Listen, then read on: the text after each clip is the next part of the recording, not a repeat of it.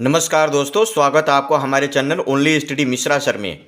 आइए हम पढ़ते हैं राष्ट्रीय महिला दिवस 2024 के बारे में, जो प्रतिवर्ष 13 फरवरी को भारत में राष्ट्रीय महिला दिवस के रूप में मनाया जाता है। ये ध्यान रखिएगा, राष्ट्रीय महिला दिवस महान स्वतंत्रता सेनानी सरोजिनी नायडू के जन्मदिन पर मनाया जाता है। राष्ट्रीय महिला दिवस मनाने की शुरुआत वर्ष 2014 में हुई थी।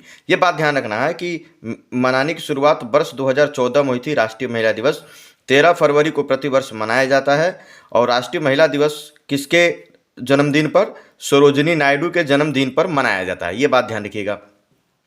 अगला देखिए, सरोजिनी नायडू भारत के प्रमुख स्वतंत्रता सेनानी, कवयित्री, लेखक और प्रतिभाशाली राजनेता थी, है ना। प्रतिभाशाली राजनेता थी, स्वतंत्रता सेनानी भी थी, कवयित्री भी थी, कविता भी करती थी, लेखक भी थी। इन्होंने कई किताबें लिखी हैं, आगे हम बताएंगे।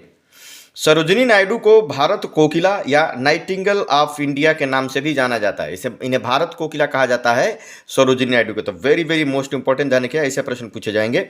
उनकी जयंती को भारतीय महिलाओं और जीवन के हर क्षेत्र में राष्ट्र के लिए उनके योगदान को याद करने के लिए चुना गया था, इसीलिए मनाया जाता है। इसलिए क्योंकि उनका राष्ट्र के लिए बड़ा योगदान है, इसीलिए इनके जन्मदिन को राष्ट्रीय महिला दिवस के रूप में मनाए जाने के लिए चुना गया। सरोजिनी नायडू संयुक्त प्रांत, जो अब उत्तर प्रदेश है, की पहली महिला राज्यपाल रही थी। उत्तर प्रदेश की पहली महिला राज्यपाल, ऐसा भी कहा जाता है। भारत की पहली महिला राज्यपाल भी सरोजिनी नायडू रही थी। ये बात ध्यान रखिएगा।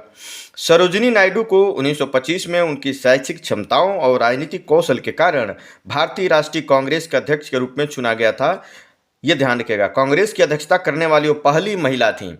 तो याद रखिएगा, अगर ये प्रश्न पूछा जाए कि पहली महिला जिन्होंने कांग्रेस की अध्यक्षता की थी, वो तो एनी बेसेंट होगी। लेकिन अगर ये पूछा जाए कि वह पहली भारतीय महिला जिन्होंने कांग्रेस की अध्यक्षता की थी, तो उसका उत्तर हो जाएगा सरोजिनी नायडू। 1925 में, कहाँ पर? कानपुर में। ये बात ध्यान रखिएगा, बहुत ही महत्वपूर्ण बनेगा, very very most important.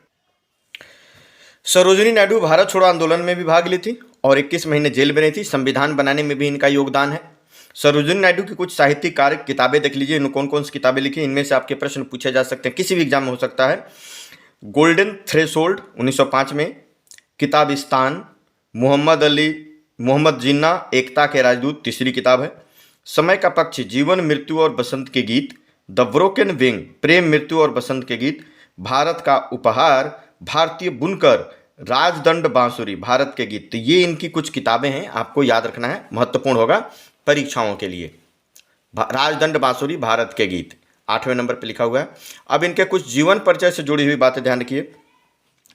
Sarojini Naidu का जन्म 13 फरवरी 1879 में एक बंगाली ब्राह्मण परिवार में हुआ था, और यह परिवार बांग्लादेश से जुड़ा हुआ था। कहाँ हुआ था? हैदराबाद में हुआ था, है ना। इनकी जो है शिक्षा भी उधर से हुई, चेन्नई से हुई। उनकी मृत्यु 2 मार्च 1949 लखनऊ में हुआ था, ध्यान रखिएगा। पति का नाम था पैदीपति गोविंद राजुलू नायडू। 13 फरवरी 2024 को 145वीं जयंती मनाई जा रही है सरोजिनी नायडू की। ते बात ध्यान रखिएगा। ऐसे ही जानकारी के लिए हमारे चैनल से जुड़िए, वीडियो को लाइक करिए और अच्छा लगे तो इसको एक बार शेयर भी करिए। सभी लोगों को बहुत बहुत धन्यवाद। जय हिंद, जय भारत।